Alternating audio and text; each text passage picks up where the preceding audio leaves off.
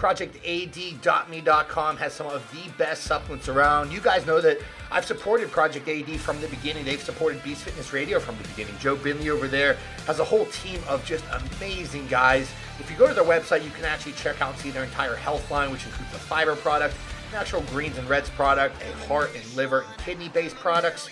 We have an actual one of the best glucose disposal agents on the market, if not the best. We have Aminotor, which is essentially essentially a branched-chain amino acid product. We have Nitrox, which is more of a pump-based formula. We have Raging Full, which is going to be your intra-workout carbohydrates, but also could be used in a peri-workout setting.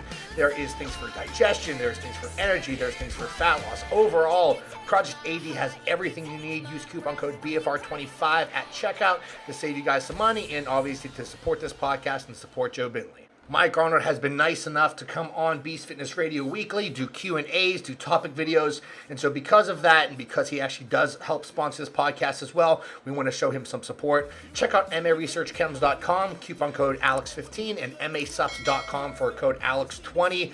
Over at MA Research Chems, those are all HPLC tested peptides, SARMs, all that kind of good stuff. And over at masupps.com, he has more of his specialty-based supplements. Guys, please go support him. You're supporting the show, you're supporting me, you're supporting Mike Arnold. All good guys. Thank you so much. Enjoy the episode. Disclaimer, I wanted to say right up front that all MA research compounds are for research use only.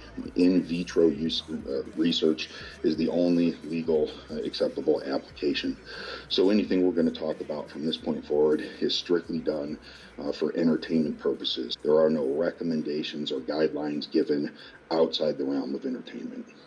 What's up, everyone? Online Prep Coach Alex here with PrepCoach.com, back with another episode of Beast Fitness Radio.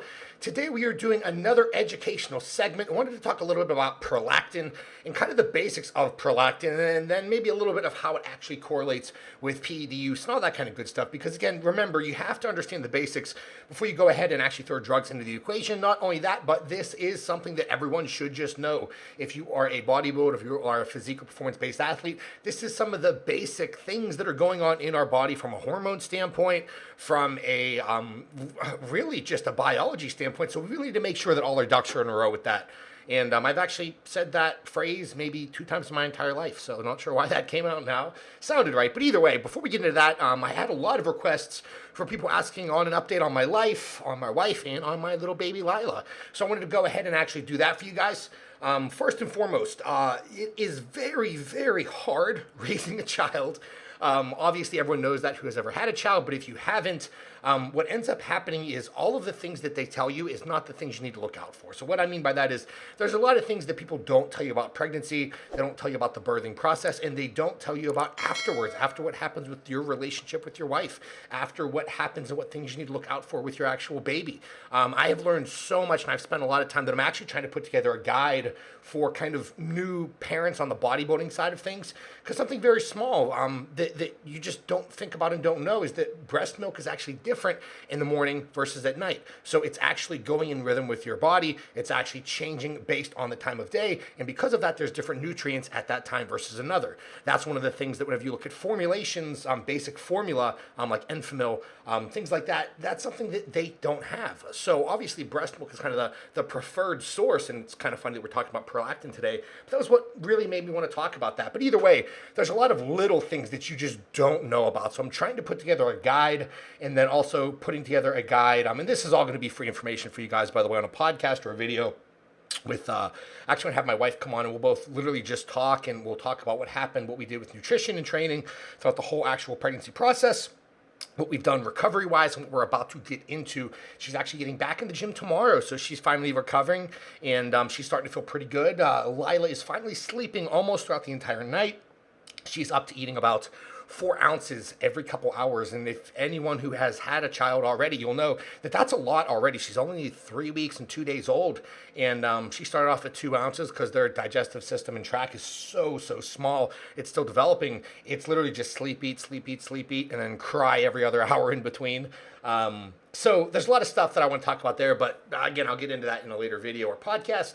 But overall, everything is going great. I absolutely love Lila. I absolutely love my wife. I can't wait till she gets back in the gym, just because I can't imagine what I would do without the gym. Me and Lindsay were talking the other day, and part of that, that we talked about was, for me, what was keeping me sane right now with all the changes we're going through has really been my company and my bodybuilding goals. With my company, I can live vicariously through all of my clients. I get amped up to see their progress. I absolutely love responding to emails all day, putting together content like this for you guys. And then I have my time in the gym. I have those goals for myself, and that has really kept me grounded. And for her right now, she's literally just taking care of Lila, and she's finally able to do things, but she has had it harder, and the wife is always going to have it harder. So husbands out there, make sure you guys give your wife a lot of credit, a lot of support, because they really deserve it, because they're doing the bulk of the work. And a lot of it, they have to do the bulk of the work. So either way, family's going great. Business is going great. All my clients are doing really good. Everyone's progressing in their specific fashion based on their goal. And my own personal bodybuilding, this morning I woke up, I was 245.8. So you guys know that I was stuck at 240 for a couple months. I changed some things around on the supplementation side of things, very, very low, mind you, but added in something new that I'll talk about at a later date, and was finally able to eat. My hunger finally came back, and that was the biggest difference. And this morning, I always weigh myself, and then I actually do my poses in the mirror and take pictures and all that kind of good stuff. And I have never been this big and this lean in my entire life. So obviously I have been leaner than I am right now, but this combination of actual new muscle tissue and size combined with actually having, pretty tight abs, separation pretty much everywhere, vascularity everywhere.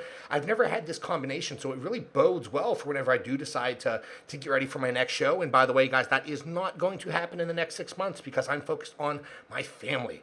I feel like anyone who actually preps while they're having a child is probably just an asshole. And I don't want to say that to be mean to anyone out there if you've done that, but that is a time that you should not be focusing on yourself. That's a time you should be focusing on your wife. That's time you should be focusing on your baby. And again, as long as the other one is okay with it, I mean, there's always different relationship types and all that kind of stuff. So I guess that's probably wrong of me to say. But you really have to know, and no one knows what they're getting into until you actually have a kid. And I can only say that because now I have a kid, and she's only 3 weeks old, 2 days, so I can only speak to that amount. But I just can't imagine prepping right now and not being there for my child or for my wife. To me, I couldn't pull that off. If you can, more power to you, but I would rather favor my family during that time period. So either way, everything on my end is going absolutely amazing. I've been getting out a lot of content with Andrew Triana, out a lot of content with Mike Arnold, who is not feeling very well today. That's why I'm actually doing this topic instead of recording with him. But we will get his episode done hopefully later on this week. Overall, guys, I'm just enjoying life, staying happy and positive, and really just reaping the benefits of being a good, positive person. So with that in mind, that's a quick little update on me. We're about 6 minutes in. I don't want to bore you with everything that's going on in my life. But let's kind of get into prolactin. So remember, this is the very basic, broad overview. I'm going to be skipping on some points. I'm going to be highlighting on some others. But a lot of people think that prolactin is just there to stimulate milk production. That's not all it does. So first of all, prolactin, it's actually a peptide hormone. It's encoded by that actually PRL gene. Now, obviously, as the name suggests, it is prolactation, so it's there to actually stimulate the production of milk in women. Can still happen in males, obviously, when PEDs get involved, but it goes a lot further than this, just that actual stimulation of milk production. You look around and you see what it does from a metabolic standpoint, what it does from a mental standpoint. It interacts with well over a couple hundred different systems and hormones in the body. That this is why, going back to basic biology, you can't just have a one-to-one equation. It's never like that. It's always many things coupled on top of each other. A lot of people that I've learned from have preached that time and time again, so I always give them credit, and it just holds more and more true, and that's probably the best way to say it. So first of all, if you look at the majority of prolactation production, a lot of it is actually coming from your actual pituitary gland. So actually in the anterior pituitary gland, so that's obviously in your brain. You look at those lactophose cells and that actually create and release prolactin into the bloodstream.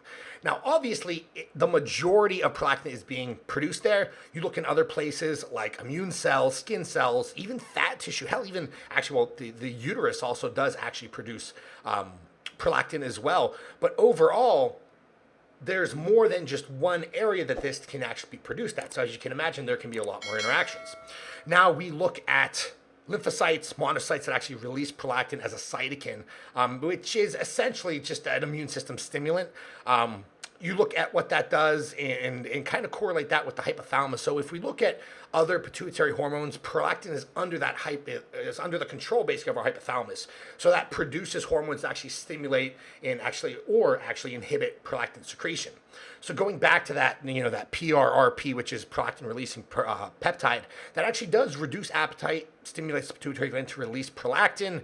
And there's actually some pretty interesting research in the obesity realm, or I'll say anti-obesity realm, where they're actually exploring PRRP for actual anti-obesity purposes, being that what it does and how it interacts with appetite and what it does from a dopamine aspect. So if you look at dopamine, it's the primary actually inhibiting factor of prolactin. So it's kind of the most important regulator of prolactin secretion. Now we know that prolactin boosts dopamine in the hypothalamus, which in turn inhibits further prolactin release. And that is how we get one of those negative feedback loops that we're always talking about. Now, whenever you look at things that may potentially boost prolactin by suppressing dopamine in the brain, that could be estrogen, that could be different kind of drugs that I'm not as clued in onto that research, so I'm not going to speak to it. There could be breast stimulation, all these basic things that could potentially cause this negative feedback loop to go ahead.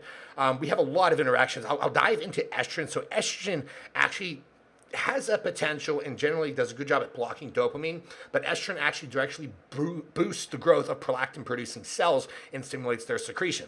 So that's kind of why during pregnancy, prolactin blood levels follow that rise as estrogen rises. Those are one of the many hormonal things that I talked about earlier, when things they don't talk about and how you need to know what's going to happen post-pregnancy after you have the child, and why a lot of women go through that actual postpartum depression, because it's very real. And if you look at a hormonal side of things, it is very, very real. So, and there has to do a lot of things in that realm with blocking different receptors in the breast, preventing lactation, actually causing lactation, but we'll get to that later. Oxytocin is another big one that works very closely in conjunction with prolactin during lactation, and that's just to eject actual projected milk. So we actually have the cells that produce prolactin, they have oxytocin receptors. And these hormones basically stimulate each other's production. So that's where we go back to whenever I actually said earlier, breast stimulation, things like that, that can actually trigger the release of these hormones. Obviously, guys, if you're a male, this is not more applicable for you on the normal biology side of things, but for females, it's very, very real. And prolactin should be monitored and known from both male and female aspects. If you're a coach, even if you're just a male athlete yourself and you have a female in your life, your wife, your girlfriend, whatever, it's very important to know. If you actually look, and this is actually very interesting, you can dive into the literature, and there are things that can actually increase prolactation. So literally, vitamin D and growth hormone were two of the big things that, if you think about it, if you play through the actual mechanisms of action in your head, you connect the dots, you can understand why it can actually increase prolactation, which is very interesting. You look down the list and a lot of other things, everything's going to be, basically interplaying with it. But overall, whenever you look at it, whenever you have that prolactation actually starting, hormones, growth factors that actually support breast development, these are all the key big movers in this whole process. So that's where you have insulin, thyroid, IGF-1, growth hormone, progesterone, estrogen. All of these things are playing this orchestra of prolactin. So if you can look at it from that aspect, then whenever you start applying these different exogenous hormones, that's whenever you can kind of see, oh, that's why prolactin can potentially be an issue. Now, obviously, I'm not going to get into the research in terms of what it does during pregnancy, because I'm saving that for a later episode. But this is another area that I really wanted to get into, and this was more doubling back on what I said about what prolactin does from an immune system standpoint, because everyone thinks of prolactin as being this bad thing that, I start getting leaking nipples as a male, and it's necessarily a bad thing. Obviously, as a male, you really don't want it leaking, but prolactin as a whole is not bad. That's whenever people get overstimulation of prolactation, and that's what we don't want. So remember what I said earlier, that prolactin acts as a signaling molecule, so that's cytokine in the immune system. If you look at what it does, it actually helps the immune system to mature and divide. So it actually enables our body to produce other cytokines like IL-12, IL-1B, IFN gamma, TNF alpha, a couple other things. But it essentially strengthens our immune system in response to other kind of outside foreign bacterial infections, conditions, autoimmune diseases. The list literally goes on. And there's some really cool research going on right now that I believe has to do more with increasing prolactin to a point where it has anti-cancerous effects based on what it does with the immune system. I'm not 100% clued in on that research. I just actually got that paper the other day, which is another reason why I wanted to talk about this, but I still need to read that. But it's very interesting. Now, let's take another step back and let's look at, remember I mentioned about prolactin and actual what it does with appetite. So if you look at prolactin, appetite, food intake, it actually causes leptin resistance to a point. So if you look at it, it's going to provide extra energy and nutrients during pregnancy. That's why it happens. Now, this can happen in male bodybuilders whenever prolactin gets stimulated to a significant degree. You can look at what it does in the pancreas, and prolactin in the pancreas actually increases insulin secretion and glucose sensitivity. So this is actually, again, going back to the pregnancy research, going back to the stuff that I've looked at, that actually helps to prevent moms from actually getting diabetes from pregnancy. A lot of interesting things, and this all really interplays with all the research I've done based on prolactin, prolactation, and what it has to do with the whole pregnancy process. But it really does play a very big role in a lot of male bodybuilders that are actually using exogenous hormones. So we look a little bit else at what it does. And again, these are more interesting facts that people really don't know about. But prolactin actually maintains electrolyte balance. So it regulates fluid, sodium, potassium transport actually across our gut membrane and then flushes with the kidneys. So in general, it has the potential to cause water and mineral retention. That's one of the reasons why and again, remember, this has to interplay with aldosterone and vasopressin. But that's one of the big reasons why people that, again, male bodybuilders have a high level of prolactin, they start getting leaky nipples. One of the issues they can have is a lot of water and mineral retention. They're mistakenly saying, oh, that's an estrogenic side effect, when it's really a prolactin-based side effect. So as a whole, all of these things can happen. A lot of this research, again, goes back to the basic, and not even research, but this is just the basic functioning of what prolactin does in our body. A lot of the research was done, obviously, in females, obviously going through pregnancy, but still, there's a lot of good research in terms of what it does from a male standpoint. So whenever we look at what it does from a male standpoint, if you actually look at the primary stimulus, because I talked about that in women, the actual primary stimulus for prolactin secretion, not drug related, is actually stress. So prolactin actually works to maintain our whole reproductive health and strong immunity in males. So going back to a lot of the research, you kind of see that prolactin is probably not going to be essential for reproduction for males. But if you have it at good levels, you're going to have, obviously, we'll say balanced, for lack of a better word, balanced testosterone secretion and productions of semen, obviously. Whenever you see men that are actually infertile, and this is going back to some of the hyperprolactinemia issues that we ran into in research that I've read, you start seeing that a lot of those infertile men actually have abnormal levels of prolactin, which leads to abnormal sperm cells. I think it was upwards of I forget the exact decrease in prolactin that decreased sperm cell production, but it was a significant amount. And obviously that can lead to erectile dysfunction, premature ejaculation, metabolic syndrome, drop in sex hormones, and just sexual dysfunction as a whole. And if you actually look, those on the opposite end, higher levels of prolactin being too high will actually block the hormones that are essential for the reproductive health. So all the GnRHs. Now, what did I just say? Go back to what I just said. If you have too low or too high prolactin, it's going to be an issue for males. Females are going to be going through this process and procedure of, okay, when do I need prolactin during actual pregnancy, when I do not, when I am breastfeeding, when I am not. And so for a lot of females, it's going to be regulating itself a lot better. Now, for males, the reason why I mentioned that if you have too low or too high is because generally, we, as male bodybuilders, you want to have these levels at least somewhat balanced. Whenever they are unbalanced, that's whenever you get the secretion of your nipples. That's whenever you start getting the estrogenic type side effects. Obviously, men can lactate. A lot of people will start, getting afraid of getting gynecomastia, and they'll start blasting a bunch of drugs. Like if you actually look at, if male bodybuilders actually have higher prolactin, you have things like Dawsonex or cabergoline. That's a go-to one that everyone really goes to. And it really does have its place. That's one thing that I want to make sure that people understand. Now, since we understand the basis of prolactin from a female and male standpoint on the natural side of things, or quote unquote natural with some application in between, I wanted to kind of talk about the weak antagonism going on in the background whenever people actually get prolactin-based issues with tren. So whenever people look at tren, they basically have these estrogenic type of effects Even though, if you look at the 19-ORs, they have a very low propensity to actually convert into estrogen. Well, if you actually look at what's happening, they're basically antagonizing that progesterone receptor. That progesterone receptor then has an impact on prolactin, and then that prolactin basically has another carryover effect and impact on estrogen, but this is not through aromatization. So it's through that actual negative feedback loop that 19-ORs can actually cause a rise in estrogen. So looking at trenbolone specifically, not exclusively, I'm not sure why I was going to say that, but either way, looking at tren specifically, it does not aromatize.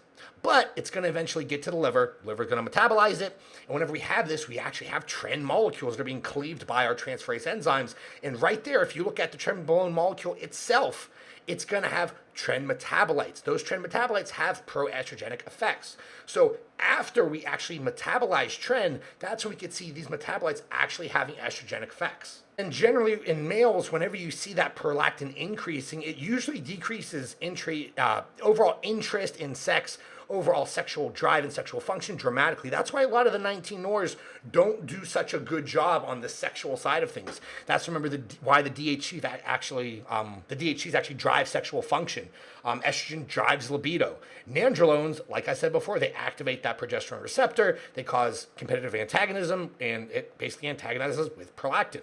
So overall, if we look at prolactin from a very base standpoint, we covered what happens with females, how it's going through their normal circadian rhythms based on their point in life. If we look at males, there's a lot of environmental factors, stress being the biggest environmental factor that I would say that has an issue and an impact on prolactin levels. If you're a natural male, you do not need to worry about this. If you are taking 19-ORs, then as a male, you need to worry about this. As a whole, 19-ORs are going to cause some prolactin issues in some people. Remember, pharmacology changes from person to person. Some people can run a bunch of tren and never have any prolactin issues. Some people can have a bunch of prolactin issues on 50 milligrams of tren or any kind of nandrolone. So as a whole, that's the basics on prolactin. That's the basic on lactation in males, females, and enhanced individuals. Overall, this should serve as a very good base to get you guys to understand what prolactin is, how it interacts in our bodies, and in what kind of situations it's going to cause an interference effect or a negative feedback loop, or it's going to cause prolactin to rise or fall according to what else is going on actual extracellular, not extracellularly, externally throughout our days, throughout our obviously not things that are interacting within our bodies, but just our normal daily lives, the stress factor, the drug factor. We are usually causing these issues to happen because it's not our system that's screwing up, it's what we're doing to our system. So that is a very basic introduction and talk about prolactin, lactation, and pretty much we'll say weak antagonism as a whole from a trenbolone standpoint. I really hope this guy served as a very basic guide for you. And if you have any follow-up questions, please reach out to me. Check out theprepcoach.com. See you guys next time.